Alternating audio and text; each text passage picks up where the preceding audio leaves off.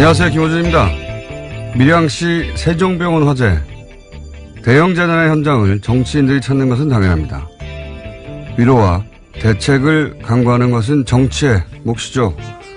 그리고 발생 지역과 재난의 종류와 무관하게 모든 재난의 포괄적, 상징적, 도의적 최종 책임은 정부가 지는 것이 맞습니다. 자신들의 표받치기도 하기에 누구보다 빨리 현장을 찾았던 자유한국당 지도부가 가장 먼저 정부를 비판한 것도 그래서죠. 청와대와 내각 총사퇴를 요구하고 북한 현송을 뒤치다거리 하느라 국민 생명을 지키지 못했다고 목소리를 높이는 건 동의 여부를 떠나 그럴 수 있습니다. 그런데 그런 주장도 최소한 자격은 갖추고 해야 하는 거죠.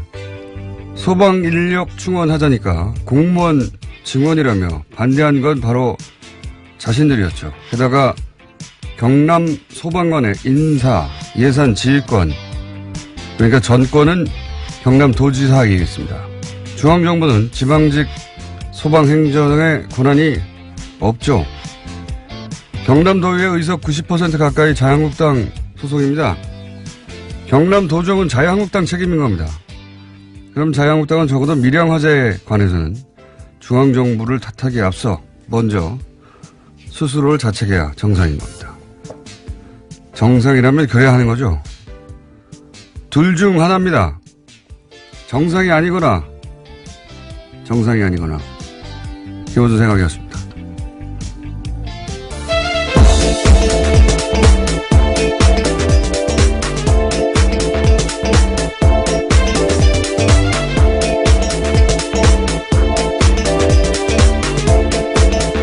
시사인의 김은지입니다. 네.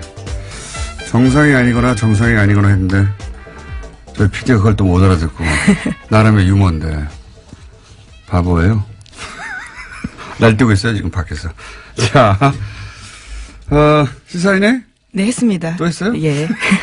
정상이 아니거나. 정상이 아니거나. 네. 자, 첫 번째 뉴스는 뭡니까?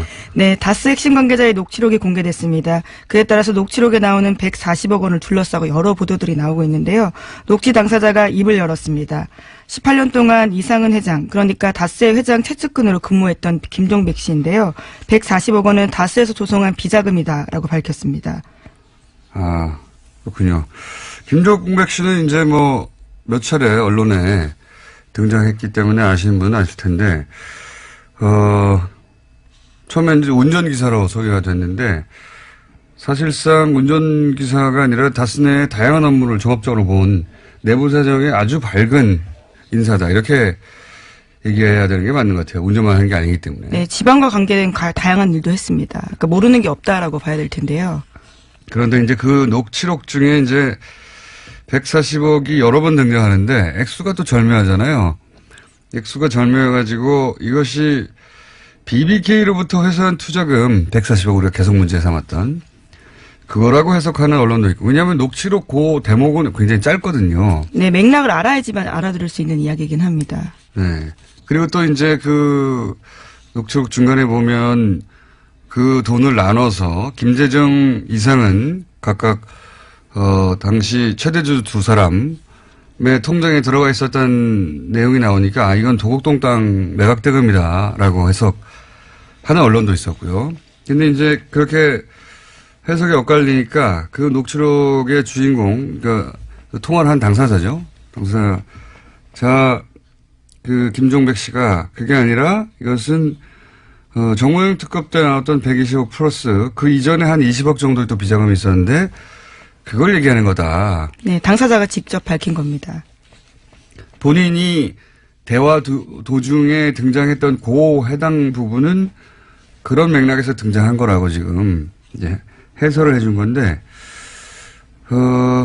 저는 어느 쪽이어도 그 돈이 전부 이명박 전 대통령이 회수하려고 했다. 이게 핵심 키포인트라고 봐요. 그러니까 돈의 성격도 물론 중요한데 그 돈을 결국 그 돈의 주인이 결국 이명박 전 대통령이다. 이게 핵심이죠. 예. 네, 이시영 씨를 통해서 이명박 전 대통령이 회수하려고 했다라고 김종백 씨가 해설하고 있습니다. 그러니까요. 여기서 이제 만약에 120억 플러스 120억 비자금이었다면 이제 이명박 전 대통령 횡령에 혐의를 받게 되는 것이고요.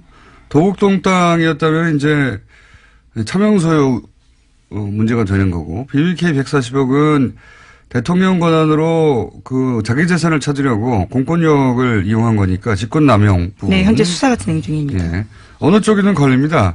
특히 도곡동 땅일 경우에는 뭐 어느 쪽이나 다 마찬가지지만 결국은 그 돈이 다스에 들어갔다가 BBK 들어갔다가 그걸로 주가 조작을 했기 때문에 이제는 이제 주가 조작의 혐의까지, 예.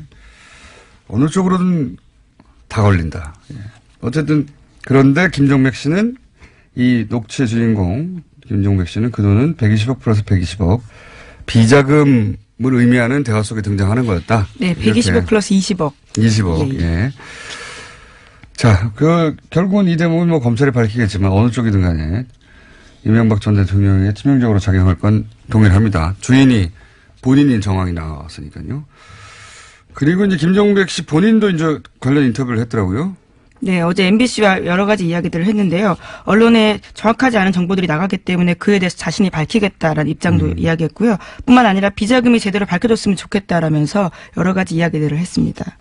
이동영 씨가 다스의 한 18년간 이상은 회장의 기사이자 그리고 다스 내부에서도 여러 보직을 맡아서 사실상 내부자인데 이렇게 이제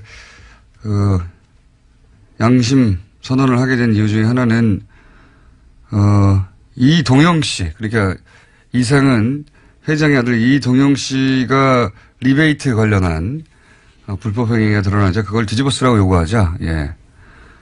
그건 못하겠다고 도저히 아무리 내가 오래 근무했어도 그렇게 해서 사실은 이런 녹취들이 만들어지게 된 거라고 하죠. 예. 네, 앞으로의 근거를 위해서 만들어놨다라고 하는데요. 이제 어마어마한 이 사항들을 이제 내부 고발하게 된 거가 된 거죠. 그렇죠. 예. 자, 그렇습니다. 그 140억 관련 언론들이 하도 많이 등장해서 해설 한번 해드렸고요. 자, 다음 뉴스는요. 예, 지난 25일 밤 검찰 수사관들이 영포빌딩 지하 2층을 압수수색했습니다. 영포빌딩은 이명박 전 대통령이 1991년부터 소유하다가 2007년 자신의 재산을 기부해서 만든 청계재단에 넘긴 건물입니다. 서울중앙지검에서 압수수색했는데요. 현재 서울중앙지검은 140억 원을 돌려받는 과정에서 이명박 전 대통령이 직권남용이 있었는지를 수사하고 있는 팀입니다. 당시에는 빌딩 내 다스 사무실과 청계재단에서 근무하는 다스 직원 책상만 있었고요. 그래서 지하 2층 존재는 전혀 알지 못했다라고 합니다. 그렇군요. 거기서 중요한 건 이제 BH 청와대 블루하우스를 뜻하는 거죠. 그리고 다스라고 적힌 상자가 여러 개 나왔고. 네, 40상자 분량이나 나왔다라고 합니다. 그리고 거기에 이제 문서의 내용은 모르겠지만, BBK 관련 보고라든지 뭐 LK 뱅크 관련 문서 같은 게 나왔다는 거잖아요. 네, 네. PJ 진술조서라는 것도 있다고 하는데요. PJ는 김백준 전, 씨겠죠. 예. 네. LK뱅크는 하도 이름이 많이 등장해서 이름 다 알 필요 없다고 말씀드렸는데 LK뱅크는 소위 BBK의 이제 지주회사 격이고요. 이 문서들을 다 복원하고 있었다면 아마도 애초에 재판이 계속 진행됐으니까 재판 때문에 복원했던 것 같고 그리고 이 관련 문제가 이후에도 불거지면 방어하기 위해서 자기들 논리상 필요한 자료들이 있어야 하니까 그래서 남겨둔 게 아닐까. 그런 다음에 청와대에 들어간 이후에 돈을 돌려받고 다 소각해버렸어야 하는 건데 예. 방심했던 것 같아요. 제가 보기엔. 전혀 이곳을 누가 알 거라고 생각을 못했던 것으로 보이는데요. 거기서 뭐가 나올까요? 예. 예, 물론 MBC와의 통화에서 이명박 전 대통령 측근은 BBK는 기본적으로 그 당시 예전에 있었던 일을 정리하는 거지 그 이상 아니다라고 부인하고 있습니다. 물론 뭐 일관되게 그렇게 얘기했죠. 근데 문서가 왕창 나왔으니까요. 이게 어디를 갈지 모릅니다 이제. 예. 그리고 그게 이명박 전 대통령의 사설 창고에서 나왔다는 점이 굉장히 또 중요하죠. 예. 나는 모른다고 할 수 없게 된 장소 자체가. 자, 다음 뉴스는요. 예, 지난주에 잠깐 언급한 적이 있는데요. 검찰이 이명박 전 대통령을 피의자 신분으로 전환했다라고 합니다. BBK 주가 조작 피해자들이 이명박 전 대통령을 직권남용으로 고발한 지 106일 만이다라고 합니다. 피의자 신분이 됐군요. 지난 금요일 날 잠깐 제가 얘기했는데. 예, 아침에 속보로 떴었는데 제가 속보를 체크를 못해서 가지고 죄송합니다. 예. 죄송할 것 같죠. 자, 예. 6시 이후에 나온 뉴스라서. 제가 얘기했는데. 예. 자, 다음 뉴스는요?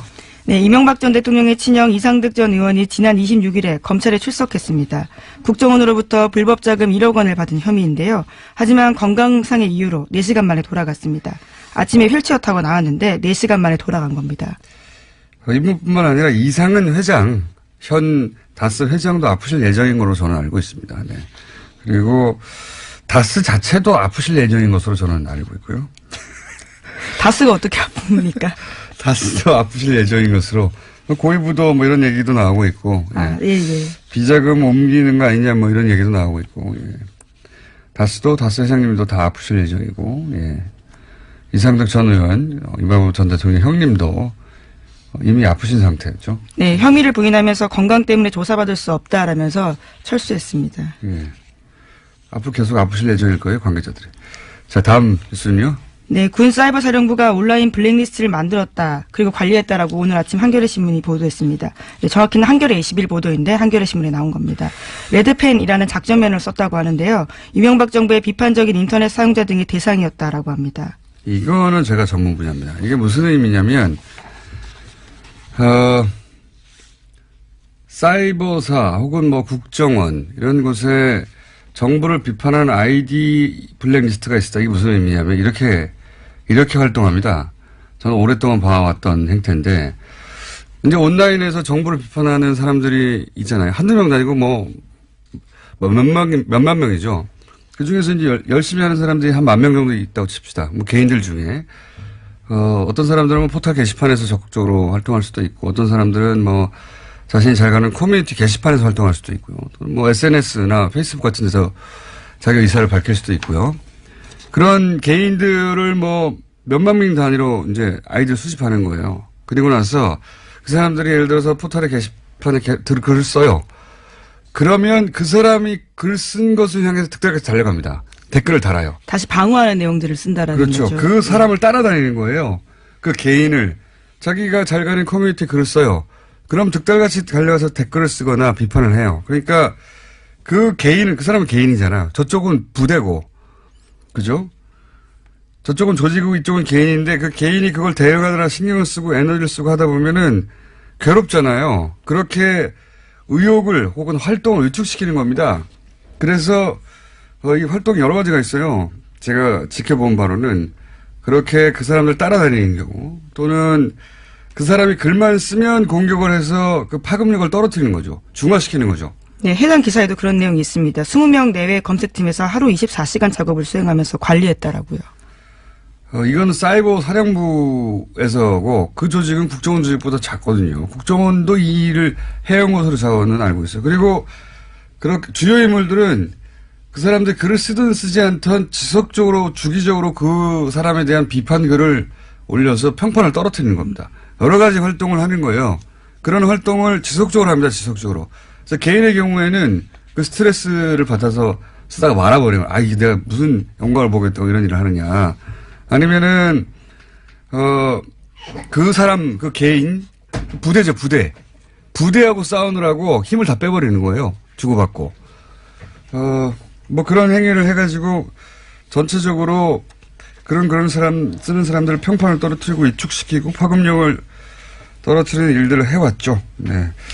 자, 오늘은 저희가 긴급 인터뷰를 준비해서 마지막 뉴스 짧게 하나 정리하고 넘어가죠. 네, 안철수 국민의당 대표가 어제 이상돈 전당대회 의장에게도 당원권 정지 징계 처분을 내렸습니다. 이에 따라 바른정당 통합 의결 전당대회 진행 방식에 시선이 쏠리게 되는데요. 안 대표는 이 의장을 포함해서 현역 의원 16명 등 총 179명에게 징계를 내렸습니다. 이 징계의 목적은 말이죠. 처음 이 징계를 하겠다고 나왔을 때부터 뜬금없는 거였거든요. 왜냐하면은 이분들은 다 다른 당 만들어서 나간다는 거잖아요. 이분들을 당원권 정지를 시키는 게 무슨 의미가 있습니까?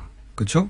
이 징계의 유일한 목적은 이상돈 의원의 사회권을 뺏는 거였어요. 전당대회에서. 예. 네, 어쨌거나 명시적인 주 이유는 창당 발기인데 참여라고 하는데요. 이상돈 의원은 여기에 이름을 올리지 않았다라고 합니다. 유일한 목적은 이상돈 의장이죠. 의장. 예. 전당대 의장의 사회권을 뺏는 게 목적이었지 나머지 분들은 다 의미 없는 겁니다. 178명의 명단은. 그래서 저희가 모셨습니다. 예. 이상돈 의원을 저희가 처음으로 스튜디오에 직접 모셨습니다. 자, 지금까지 김은지였습니다. 감사합니다. 네, 바로 이어가겠습니다. 안철수 대표가 179명 징계했는데 전당대 의장 이상돈 의원도 포함돼서 저희가 직접 모셨습니다. 안녕하십니까? 네, 안녕하세요. 네, 처음 뵙습니다. 네. 네, 전화만 하다가 네. 반갑습니다. 네. 징계를 당하셨어요? 뭐 징계 당해도 뭐 당한 기분도 안 나고요. 뭐 관심도 없습니다.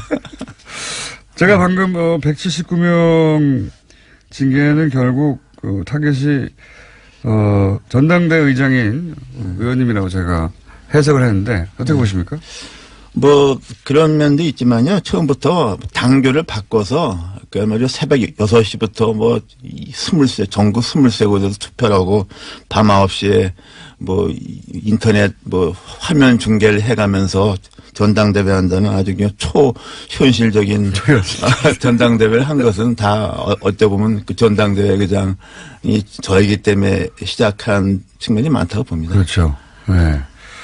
전당대 의장으로서 이제 사회권을 가지고 계신 분인데, 이 통합에 대해서 부정적이라서 혹시 전당대회를 본인들이 원하는, 통합파가 원하는 뜻대로 안 될까봐 어떻게든 사회권을 뺏고 싶은데 그러면 명분이 있어야 하는데, 예, 이 명분으로 이걸 사용한 게 아닌가 뭐 이렇게 해석되는데, 그 외에도 사회권을 제약하기 위해서 조치를 많이 했죠. 그렇죠. 사실은요. 제가 보기에는 이번에 바뀐 당규에 따라서 전당대회를 진행을 할 수가 없는 것은 저는 솔직히 이건 내가 할 수 있는 게 아니다 이렇게 생각을 했습니다. 그리고 또 하나는 이제 이번에 신당을 추진하는 쪽에서 특히 실무진 쪽에서도 이제 어떤 몇몇 의원은 이거 흥분해 가지고서 우리가 전당대회에서 저지해야 된다는 저지파가 있었어요. 저지파. 또 한쪽에서는 아우 저거 이제 우린 저기랑 이제 안 된다. 끝났다. 창당파가 있었는데 저는 오히려 이 저지라는 것이 우리가 제가 의장이냐 안 되는 걸 상대방이 뻔히 알기 때문에 온갖 술수를 할 것이다. 그렇게 되면은 그야말로 초현실적인 전당대회가 될 것이다. 그래서 저는 창당을 빨리 준비해야 된다. 저지한다 믿고 있으면은 이제 시간에 쫓긴다. 이렇게 그런 박 전 생각이 대표는 처음에는 저지할 수 있다고 생각하셨던 것 같아요. 그죠? 그런데 박 전 대표는 뭐, 이 정치를 꿰뚫어 본 분 아닙니까? 근데 다만 처음부터는 저지를 한다고 이렇게 해놔야만 저쪽에서 이제 온갖, 무리수를 온갖 뭐 이상한 일을 벌이지 않겠습니까? 새벽 6시에 시작하죠. 네. 그러니까. 처음 들어봤는데 새벽 6시. 이제 할 필요가 없어진 거죠, 이제 완전히. 새벽 6시. 네. 새벽 6시에 이 전당대회 누가 참석할지 모르겠네. 새벽 6시에 시작하고. 네, 근데 그거에 대해서는 그렇게 우리가 웃기만 할 수 있는 것은 아닙니다. 이게 아무리 정당의 자율성을 존중한다 그러지만은 당원 당규로 어떤 정하는데 한계가 있지 않습니까? 정당법이라는 게 있습니다. 그 법의 일반 원칙이 있고 그래서 이제 이번에 가처분 신청된 것도 그런 부분이죠. 그래서 과연 법원이 뭐 이런 것까지 정당의 자율권을 인정해 줄 것인가. 뭐 이건 도저히 눈뜨고 볼 수 없다 그래서 어떤 판결을 할지. 다만 이제 어차피 이제 이 탈당 어차피 이제 창당에 나가는 거니까 그 되어 있지만은 법원으로서는 이번에 한번 정당의 자율성에 대해서 유권적인 판단을 할 필요가 있다고 봅니다. 그 당원들 자격, 그러니까 소위 모집단을 줄이기 위해서 당원들 자격을, 뭐랄까요, 의도적으로 이렇게 모집단을 줄여서 뭐 전화 통화도 많이 하고 했다고 얼핏 들었는데 무슨 일이 있었나요? 당원들 그 대표 당원으로 등재됐던 한 10,000명 이상 되는 것 같다가 다 전화해서 뭐 전화가 안 되면 연락분통 같은 거에서 뭐 배제한다든가 또 심지어 좀 성향이 안 맞는 것 같으면은 뭐 왜 당비를 안 됐느냐 뭐 등등해서 뭐 그런 거를 그러니까 굉장히 애 많이 썼죠. 그야말로 고생했습니다. 그래서 한 10,000명이 한 5,000명 이하로 줄었다면서요? 네, 그렇다고 그래요. 네. 그렇다고 해도 이제 과연 3,000명 정도가 이렇게 나올 것인가 하는 것도 그렇고, 실제 어저께 당무회의도 철저하게 비공개로 해서 솔직히 뭐 몇 명이 많이도 몰라요. 사회권, 이제 의장직을 수행하지 못하게 되시는데, 근데 의장직을 수행하셨다 하더라도 그 보통 사회권이라는 게 이제 처음에 시작을 선언하고 종결을 선언해야 되는데 시작과 종결을 선언하지 않아도 되는 걸로 바꿔놨다면서요?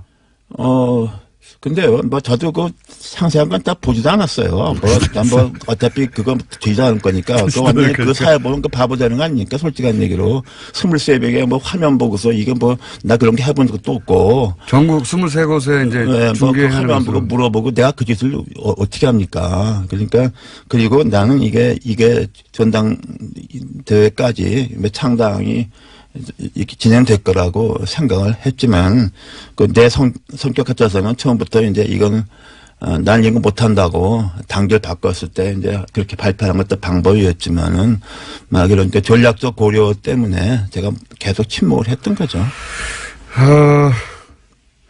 지금 의장단 중에는 의장이신 의원님도 당원권이 정리됐고 부의장인 유영애 의원도 징계받았고 이제 남은 게 부의장이 이영호 의원인데 네. 이분은 소위 중재파죠. 네, 그러나 뭐 지금 중재파라고 이제 분류되는 의원들도 뭐 똑같이 행동하기는 좀 어려울 것 같습니다. 그 중에서 제가 보기에는 뭐 다수는 우리 민주평화당으로 아마 합류할 것을 보고 있습니다. 네.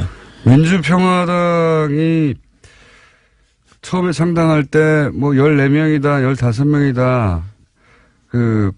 지역구 의원은요. 네. 이런 얘기가 있는데 그 중에 이제 비례대표 의원 3분이 이쪽 합류를 선언했는데 출당을 안 해주는 문제 가지고 계속 얘기. 네, 그렇죠. 그 문제는 어차피 좀 창당하고 나서 꽤 오래 갈 겁니다. 그 문제가. 갈 것이고 제가 보기에는 현재 어저께 이름 올린 지역구원이 14명이고 예.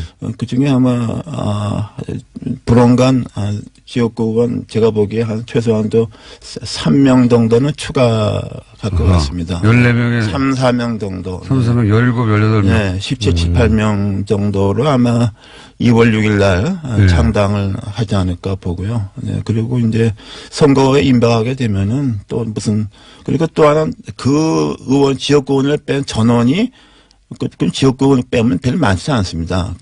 통합당을 가느냐 하면 또 그렇지 않고 개조에는 거기서 이탈을 해서 무소속으로 잠시 남겠다는 지역구이 있기 때문에 진짜로 순수하게 이렇게 안철수 대표와 같이 할 지역구는 뭐 5손가락도 안 된다고 봅니다. 네. 5명 정도? 5명도 안 된다고 봅니다. 지역구원에서는. 네. 지역구원에서는 너무 적네요. 그거는. 그러니까 오산을 했던 것이죠. 처음에는 처음부터 그런 얘기 했어요. 이렇게 하게 되면은 박지원, 정동영, 천정배 의원들은 하고 몇 명은 탈당하지 않겠냐. 30명 정도 나가겠지. 그렇게 말하고 다녔어요. 내가 그 사설에 들은 얘기 하면은 나가 다 빠질 거예요. 그럼 하나만 해서 조금만 자빠지게 해주세요. 전생에 다음 질문하세요. 사석에서는 몇 명 나가겠냐. 그렇게 생각했던 거죠. 그리고 창당을 쉽게 할 수 있겠느냐. 근데 저는 그렇게 보지 않았어요.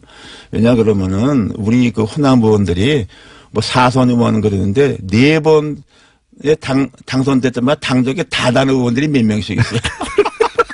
그래서 이건 별로 아무것도 아닌, 그러니까 중요한 게 뭐냐면 우리가 호남 정치의 본질을 알아야 됩니다. 전혀 몰라요. 안철수 대표 전혀 모르죠. 전혀 몰라. 아무것도 몰라요. 정치에 대해서. 호남을 모를 뿐더러 정치도 모릅니다. 정치도 모른다고 생각하시나요? 네, 그렇습니다. 네. 그래요? 그런데 정치를 모른다고 이제 평가하셨는데 이렇게까지 이제 다들 보기에는 무리수가 아니냐. 네. 물론 반대하는 분들은 무리수라고 생각하시는 분들이 많을 거고 반대하는 분들이 아니더라도 이거 굉장히 무리한 부분이 있다라고 생각할 텐데 왜 이렇게까지 무리를 하는 걸까요? 글쎄요, 저도 대충 들은 얘기인데, 대통령 된다는 그렇게 믿음을 준 사람이 몇 명 있었던 것 같습니다. 이렇게 해야지. 말하자면 보수표를 얻어야 된다. 왜냐하면 지난번 대선에서 중간에 그 모드가 바뀌었잖아요. 그것도 그 당시 대충 컨설턴트인지 뭔지 아는 사람들이 그런 아이디어를 줬다고 그래요. 정도 보수 쪽을 잡아야 된다. 그런데 그것도 맞는 말인데 한번 생각해 보세요. 그 변호사한테 가서 자기 법률 문제 고민하면은 그 변호사가 이게 당신이 가망 없으니까 돌아가라고 합니까? 나한테 돈 많이 주면 이게 해준다 그래요. 컨설턴트는 다 그런 거 하는 사람인데 그 말 믿고 따라가 다니는 사람이 문제가 있는 거죠. 저는 그렇게 봅니다. 그리고 지금 이제 호남 베이스로 대권이 어려우니까 그렇지 않겠나 하는데 그건 황당한 꿈이라고 생각하죠. 네. 왜 황당한 꿈이라고 생각하십니까? 현실성이 아닙니다. 보수에서 그렇게 보수 만만하게 보는 거 아닙니다. 절대로 그렇지 않아요. 지난번 대선에 봤잖아요. 내가 그때 대선 때 내가 창당을 했습니다. 비문연대 반문연대 절대로 안 된다. 한국의 보수는 뿌리가 깊다. 가로가도 모르가도 25%는 나온다 말이야. 이거 다 맞잖아요. 네. 그 안철수 대표는 지금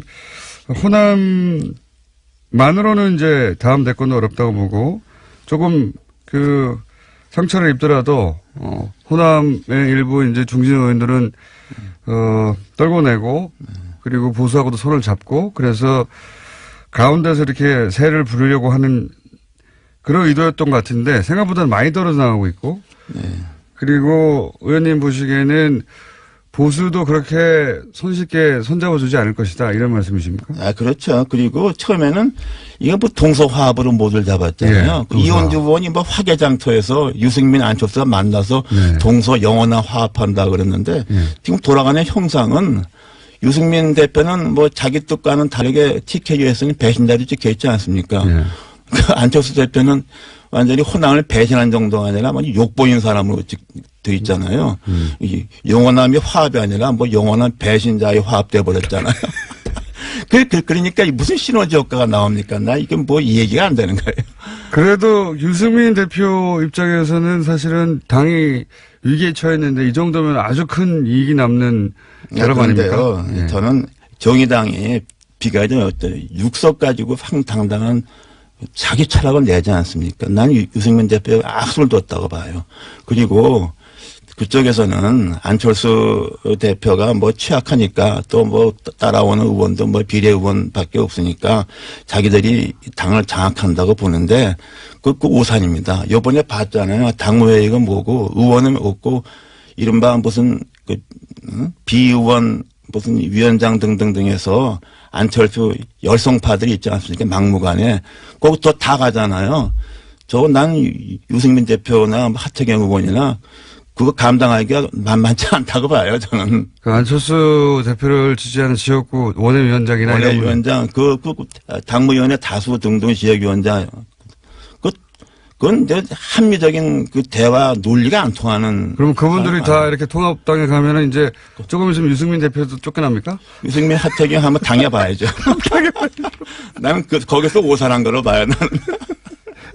굉장히 기뻐하시는 것 같습니다. 나는 기뻐하기보다 나는 유승민 대표에 대해서 안타까운 심정을 갖고 있고 저는 그러나 또 이혜우 의원 통해서 몇 번 워닝을 줬는데 자기가 그대로 갔으니까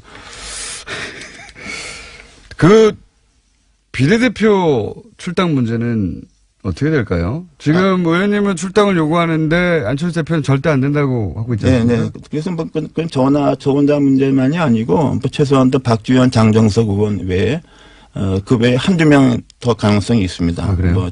대충 짐작하시는 분이 있을 거예요. 네. 그 중에 한 분은 상당히 상징적 의미가 크죠. 그것은 아마 신당에서 민주평화당과 공식적 요구를 할 테고 조금 시간이 걸리겠죠. 그러나 저는 그때 거기 창당 이런 거 할 때 우리 비례의원 문제는 고려하지 말아라. 그거 고려하면 안 된다. 그래서 그 개문발차라고 그랬어야 되지 않습니까? 그리고 저는 개의치 않아요. 개의치 않는다는 거는 그렇게 이제 당 소속은 새로운 통합개혁신당인가요? 그 통합개혁신당 소속이 됐을 텐데 거기 에서 계속 이렇게 안철수 대표에 대한 비판의 목소리를 내실. 아니, 뭐, 제가 그렇다고 해서, 뭐, 사실상 그, 당원도 아닌 상황이니까, 뭐, 이렇게 민주평화당에서 뭐, 이렇게 뭘 활동한다는 것, 그것도 우스운 거 아닙니까, 사실은. 그러니까 뭐, 심정적으로 뭐, 좀 그쪽에 매우 가까운, 심정적 무소속이 되는 거죠. 심정적 무소속. 당 소속은 공식적으로는, 통합신당에 속해 있겠지만, 그러면 형식적으로 통합신당은. 예, 형식적으로는. 예, 형식적으로 그 소속에서 계속 그 통합신당에 대해서 비판의 목소리를 내실 수도 있겠네요. 아, 제가 언제 뭐, 대통령도 그냥 연거푸 그냥 맨날 작사를 냈는데 뭐 못할 말이 뭐 있습니까? 그쪽에서는 의원님을 놔주는 게 더 플러스 아닙니까? 글쎄 모르겠어요. 그러니까 거기에 정상적인 판단이 안 되는 집단이에요. 네. 그렇다면 이런 일이 생기지 않죠. 어떻게 국회의원이 우리나라 헌법재판소 판결에 의해서 헌법기관입니다. 개개인이. 합당형 보고는 국회의원의 당적의 변화가 생기는 걸 갖다가 의원총회 뭐 당원 단계 그까짓 게 필요도 없습니다. 그거는 기본적인 원리예요. 정당 정치, 의회 정치의 기본입니다. 의원총회 한 번 안 하고서 의원총회 반대했잖아요. 다수가.